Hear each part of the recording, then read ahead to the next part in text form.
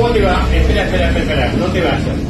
Primero, para vos que tenés tu negocio, ya estamos en noviembre y hay que preparar la vidriera, pero antes de eso tenés que preparar, hacer el pedido, que te llegue y después hacer la vidriera para tenerlo todo listo para diciembre, que va a ser un diciembre espectacular.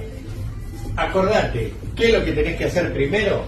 Hacer el pedido para que nosotros te lo podamos despachar en tiempo y en forma y vos poder armar una linda y hermosa con novedades. Acordate que esto es lindo, bueno y barato y original.